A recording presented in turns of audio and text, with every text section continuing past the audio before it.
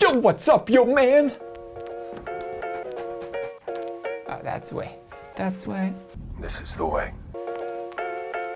This video is about 5 tips on how to improve your Pocket, or DJI Pocket in this case, footage, because I know it's been a big boom in sales, so especially with that sunset wide version. Now that the summer is fading away, I gotta give you a couple of tips because I've seen some of your footage and we can do a little bit, you know, we can improve this a little bit. Both Chivo and me always take it with us when we travel in the summer, especially. In this case, Chivo took it around, and here are the 5 tips. First, the follow or the tracking shots. Now, use a person, use an object, use a car, it doesn't really matter. Track it or just follow it, go backwards, forwards, it doesn't really matter. Just follow it and keep it in the center of the image. Some people tend to pan the camera, some people try to do strange stuff, just don't. A very simple, easy forward shot will do the thing.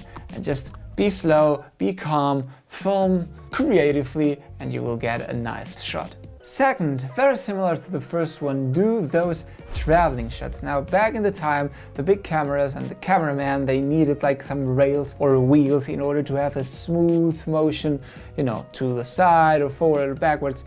Right now, you have a mechanical gimbal. Use it. Just use it. Just do it. Be very slow, as I told you before, and try to create those travelings. It can be also from side to side, but be calm, focus on an object and create those nice, smooth traveling shots. The third tip are the circular or 360 shots. I just came up with that name, I don't know. It's just to choose an object, a person or whatever, a face, it doesn't really matter.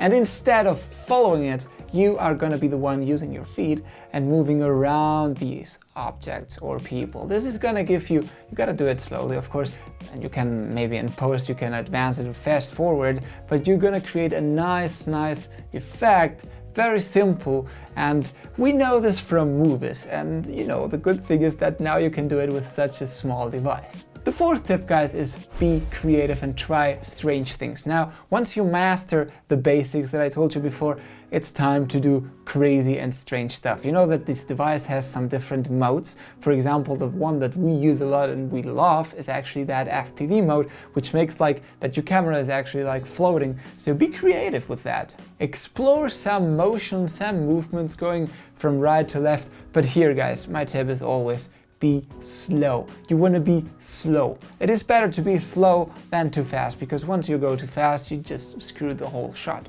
And the fifth point, guys, is probably one of the most important for this device. Please film in D-Cinelike. If you want to avoid that ugly and cheap smartphone look, which is oversaturated and too crispy, use that function, and trust me, you don't need to be a color expert to make your footage way more cinematic and stunning.